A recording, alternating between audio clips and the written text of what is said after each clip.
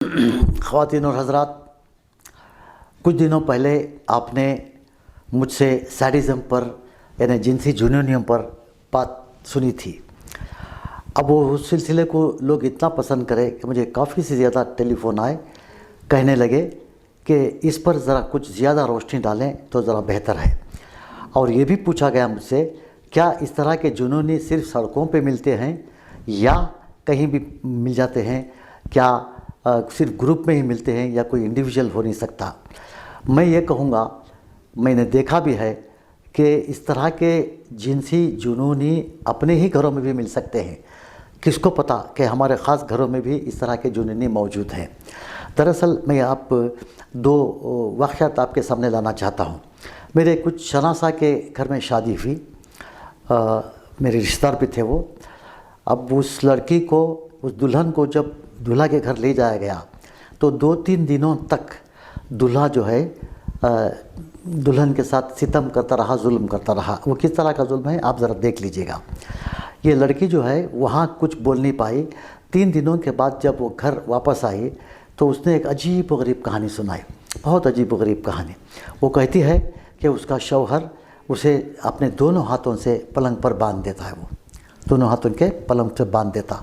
तो इस तरह अपनी कार्रवाई मुकम्मल किया करता था वो। अब ये लड़की क्या समझ रही थी कि शायद शादी के बाद बिल्कुल इसी तरह से होता है, जबकि ऐसा होता नहीं। उसने मोहब्बत करने के बजाय अपनी बीवी से उसे उसके बाल नोचता था, अब उसे झिझोड़ता था और सख्ती के साथ, इतनी सख्ती से उसे पलंग से बांध देता था कि दोनों कलाइयों पर निशान से बन जाते थे। तो ये 3 दिनों तक ये लड़की क्या समझती रही, शादी के बाद बिल्कुल इसी तरह से होगा, तो लिहाजा वो बर्दाश्त करती रही। जैसे ही वो अपने घर को 3 दिनों के बाद पहुंची तो उसने सबसे पहले अपनी माँ को बताया कि ये किस किस्म की शादी है, ये क्या हो रहा है, ये ऐसा मुझे नहीं चाहिए। कुछ इस तरह से हुई बात। तो जब बात बढ़ गई तो रिश्तेदार जमा हो गए। पहली बात औरतों में फैली, उसके बाद मर्दों में आई फैली। उसके बाद पता मालूम पड़ा कि ये एक बहुत बड़ा जालिम है, बहुत बड़ा जाबिर किस्म का इंसान है। दरअसल ये एक सैडिस्टिक था। तो इस तरह से उसने ख़ुद अपनी बीवी के ऊपर जुल्म सितम किया। तो पता चला कि वो जो है, वो जिस शख्स को वो ऑफ़िस में जाया करता था, उस ऑफ़िस में भी वो बदला लेने के लिए लोगों को फंसा दिया करता था मुश्किलों में, किसी न किसी इल्ज़ाम में कुछ तरह से वो होता था। तो एक दूसरा वाक़या ये है कि ख़ुद मेरे पास एक पेशेंट आए थे जो आकर के बता रहे थे कि उनके साथ क्या हुआ। तो एक बिल्कुल मासूम सी लड़की जो कम पढ़ी लिखी थी, उसकी भी जब शादी हुई तो उसके दूसरे दिन वो बच्ची के गाल सूजे हुए, लाल लाल से हो गए थे। तो लोगों को पता नहीं चला कि ये किस वजह से हुआ है। तो दूसरे दिन भी जब वैसे उसी तरह से हुआ तो बहुत ज़्यादा गाल सूज गए थे। तो सूजने के बाद वो जो है जब माँ के घर को आई तो टोटल तौर पर वो इनकार करने लगी कि मुझे नहीं चाहिए शौहर, मैं नहीं जाना चाहती शौहर के पास, ये बहुत ज़्यादा जुल्म करता है, बहुत ज़्यादा जुल्म करता है, बल्कि मेरे जो गाल सूजे हुए हैं वो थपड़ाकों से के मार से सूज गए हैं। वो इधर मार उधर मार, उधर मार उधर मार। अब ये अपनी दुल्हन को जब मार सकता है तो दूसरे के साथ क्या कर नहीं सकता है, क्या करता नहीं होगा। तो ये क्या है कि ये सैडिज़म का सबसे बड़ा उसूल तो ये है कि लोगों को जुल्म करते हैं, तकलीफ़ देते हैं। जब वो इत्मीनान हो जाता है उनको कि उन्हें काफ़ी तकलीफ़ पहुंची है तो ये उसकी तकलीफ़ से मज़ा लेते हैं। ये लोग उसकी तकलीफ़ देख करके ये मौज मस्ती करते हैं। तो ये था वो एक वाक़या। तो उसके बाद में जो है शायद वो लड़के का क्या हुआ मुझे नहीं मालूम, मगर पहले वाली लड़की में तलाक़ हो गई। अब तो इस तरह से जुल्म होता था। दरअसल sadism involves during pleasure through other undergoing discomforts or pain. The individuals not only display but also enjoy committing sadistic acts. Sadistic personalities tend to display recurrent aggression and cruel behavior. इस तरह से लोगों को तकलीफ़ दे करके जिनसी मामले में भी तकलीफ़ देंगे, दूसरे मामले में भी तकलीफ़ देंगे, हर तरह से। यानी कि ऑफ़िस में भी है तो एक कोई मासूम लड़की उसे मिल जाती है तो उसे बार बार बुला करके उसके तज़हीक करना, उसकी तरक्की को रोकना, उसके प्रमोशन को रोकना, इस तरह के लोग हैं तो जो इस तरह के काम करते हैं। तो ये भी जो है सैडिस्टिक के नमूने होते हैं। ये बड़े सिफाक किस्म के लोग होते हैं। सिफाक यानी उनके कोई रहम जैसी कोई चीज़ उनके पास होती ही नहीं है, कुछ भी नहीं होती। लोगों को तकलीफ़ हो, मारना, काटना, घुसोटना इनके लिए बहुत बड़ी बात है। Sadism personalities tend to display aggression. ये लोग जो है हमेशा से गुस्सावर होते हैं, बहुत तेज़, बहुत ज़्यादा कोशिश करते हैं कि लोग डर जाएं उनसे। एंड क्रूएल बिहेवियर, बहुत किसी को खींचेंगे तो एकदम से खींचेंगे, हाथ पकड़ेंगे तो नाखून चुभ जाए, इस तरह से उन्हें मज़ा मिलता है। उन लोगों को अच्छा लगता है। Purposefully manipulating others through the use of fear and pre occupation with violence. हमेशा उनके सर पर वायलेंस सवार रहता है। कुछ करो, कुछ मारो, कुछ ढकलो, कुछ इस तरह से नुकसान पहुंचा उनको, जाते जाते टांग दे देंगे, मारेंगे, इस तरह से होता है। अच्छा, उनकी पर्सनालिटी कैसी होती है मालूम आपको?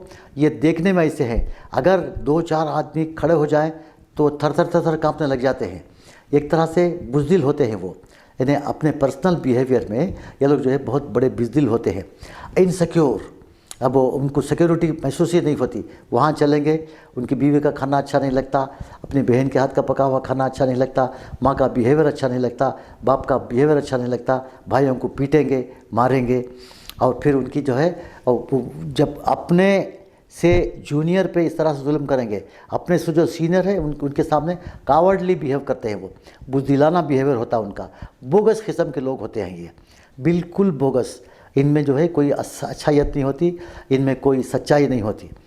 वेनमस जिसको कहते हैं, यानी जहरीले किस्म के इंसान है ये, बहुत ज़्यादा जहरीले। सांप का जहर क्या है, और बिल्कुल इसी तरह के होते हैं। Dominate and cruelty is noted. Powerless, scapegoats, abusive, human, unmerciful. एक तरह से क्या है कि वो किसी भी इंसान को रहम नहीं कर देंगे, चाहे वो अपनी बहन हो, बीवी हो, क्या हो। और खुसूसियत के साथ ऐसी बीवी जिसका कोई पूछने वाला नहीं होता, जिसके ससुराल इतने ताकतवर नहीं होते, जिसका ससुराल बहुत गरीब रहता है, उसके ऊपर तो जुल्म और सितम होता है। किसको पता, खुद हमारे घरों में कितने लोग इस तरह से हैं जो हमारे बच्चियों पर जुल्म कर रहे हों। तो अगर बच्ची आकर कहती है कि इस तरह का जुल्म है, तो कम से कम आपको सुनना चाहिए, कम से कम आपको वो क्या बोलना चाह रही है वो देखना चाहिए, सुनना चाहिए कि किस तरह का जुल्म हो रहा है। मार खाना, मारना तो आम है, यानी मर्द जो है, हर मर्द औरत पे हाथ उठाता है। खुसूसियत से ये छोटे खरिये जो है तो होते हैं, वहाँ पर इस तरह का जुल्म सितम बहुत होता है। और हम क्या समझते हैं कि मर्द का हक़ है, शौहर का हक़ है कि वो बीवी पे हाथ उठाए। ये गलत है। वो कैसा हक़ है भाई जो बीवी पर, आपके बच्चों की माँ है, वो आपके घर को संभालने वाली है, उसके साथ मारना। तो दरअसल इस तरह के जो लोग हैं जो मुझ तानते हैं, मुझ को ताऊ देते हैं, ये सब जो है खुसूसियत पे बुज़दिल होते हैं। ये उनको पूछेंगे तो 2-4 दे तो थरथराने लग जाते, वो गड़बड़ाने लग जाते, वो बे करने लग जाते हैं। वो इस तरह के लोग हैं। मगर इस तरह के लोग बहुत ज़्यादा कॉमन है, हमारे पूरे समाज में आ गए हैं वो लोग। तो लिहाजा हमें ये देखना चाहिए कि कौन है जो हमारे बच्चियों पर इस तरह जुल्म कर रहा है, कौन है हमारे ख़ानदान में जो इस तरह के काम कर रहा है। और हमें चाहिए कि हम अपनी बच्चियों की बात सुने, वो क्या बोलना चाहते हैं वो सुने, उनके ऊपर क्या तकलीफ़ होती है वो सुने, इस बात को फैलाएं, पूछें, देखें, अपने ख़ानदान में बताएं, बच्ची के बाप को बताएं, बच्ची के भाइयों को बताएं। ऐसा मतलब ये नहीं कि झगड़ा करने के लिए झगड़ा करो, मारो, निकालो, तोड़ो फोड़ो, उसे वापस लेकर आओ, ऐसा नहीं है। पर दरअसल क्या है कि इस तरह के लोग समझने नहीं पाते। अब बुलाकर बिठाकर उनको समझाने की कोशिश भी अगर करते हैं तो वो जो है थोड़ी देर के लिए मान भी लेंगे कि मैं आइंदा ऐसा नहीं करूँगा, मगर वो जा कर के उसी मोमेंट, उसी लम्हे वो घर पहुँच कर उससे फिर मारेगा। वो क्या बोलता है कि तू क्यों मेरी बातों को बाहर फैलाने लगी। तो इस तरह के जो है ये भी एक तरह का एक सैडिज़म है। मैं एक और मिसाल बताऊँ आपको। कुछ जालिम किस्म के लोग क्या करते हैं कि परिंदे की दुकान को जाकर एक छोटा सा परिंदा ख़रीद लेते हैं लोग, जिंदा हाथ में पकड़ के ला करके उसका एक एक पर करके निकालते हैं, उसको जिंदेपन में पर निकाल के खींच के उसको लोथड़ा बना देते वो, फिर उसके पैर तोड़ देते यानी ताकि उड़ ना सके, कुछ ना चल सके। फिर उस लोथड़ा नुमा परिंदे को ढूंढ कर जहाँ चुमटियों का जो घर होता है उसके पास, उसके ऊपर रख देते। अब ये चूंटियाँ जब उसको नोचने लगती है तो परिंदा जब तड़पता है तो ये खूब मज़ा लेते हैं ये लोग, खूब उनको अच्छा लगता है। तो इस तरह आप समझ जाइए, चूंटियों के साथ अगर वो जुल्म नहीं करते तो किसके साथ करेंगे। चूंटियों का ज़ुल्म अगर वो परिंदे को सहने के लिए जो करेंगे तो क्या करेंगे। इस तरह के लोग जो है कुत्ते को अगर मारेंगे भी तो बहुत बड़े पत्थर से मारेंगे, डंडे से मारेंगे तो इतना मोटा डंडा लेंगे। तो लिहाजा ना जानवरों पे रहम करते ये, चूहा अगर मिल जाता है उनको तो चूहे पे पैर रख देते है ना। उनकी बर्बरियत की कोई हद नहीं होती उनकी। तो इस तरह से हमको समझना चाहिए कि ये इस तरह के लोगों से दूर रहें। किसको पता हमारे ख़ानदान में भी कोई हो तो लिहाजा हमें पहचानेंगे। तो मुझे ये बात कहनी थी। अच्छा, दूसरी एक इम्पॉर्टेंट बात, इसी से मिलते जुलते बहुत से वाक़यात है, इतने ज़बरदस्त वाक़यात है मेडिकल जूरिस्प्रूडेंस में कि मैंने वो तमाम को जमा कर लिया है। मैं एक एक करके आपके सामने लाता रहूँगा कि किस तरह से लोग जो है सेक्स के जुनूनी होते हैं। अब वो किस तरह से वो अपने इस एक्ट को अमली जमा पहनाने के लिए क्या क्या जानवरों जैसा सलूक करते हैं, जानवरों जैसा ये करते हैं। ये तमाम बातें एक एक करके जब जैसा जैसा मौका मिलेगा एक एक चीज़ मैं आपको बताते रहूँगा। तो जो है अब एक छोटी सी बात थी जो मुझे आप तक लानी थी। तो ये 2 मिसालों को आप कभी नहीं भूलेंगे। किसको पता कि हमारे साथ ऐसे हो रहा है, तो लिहाजा आप पूछेंगे। जो नई नई शादी होती है वो बच्चे क्या बोलना चाहते हैं उनको फ़ौरी तौर पर देखिए, समझिएगा। ये ऐसा ज़रूरी नहीं है कि हमारी बच्चियों को पूरी बात मालूम होगी, ऐसा हरगिज़ नहीं है। वो इस जुल्म को क्या समझती हैं कि शादी के हो जाने के बाद के कुछ एक्ट्स होते हैं तो उस एक्ट का एक हिस्सा होगा, ऐसा समझते ही बच्चियाँ हमारे। ऐसा मत समझिए कि बच्ची जितनी मॉडर्न है उतनी ज़्यादा उसकी नॉलेज भी होगी, बिल्कुल नहीं है। बहुत मासूम होते हैं वो बच्चे। तो लिहाजा उनकी जो भी बातें हैं गौर से सुने। सबसे पहला फ़र्ज़ बनता है उसकी माँ का, उसकी खाला का, उसकी ममानी का, उसकी बड़ी बहन का, ये तमाम सुन करके वो जहाँ तदारुक क्या करना है वहाँ किया कीजिएगा। बस मुझे आज इतना कहना था। अगली बार फिर अगर मुझे मौका मिला तो इसी तरह की एक और बात लेकर आऊँगा। आप चौंक जाएंगे, इस तरह के जुनूनी हैं लोग।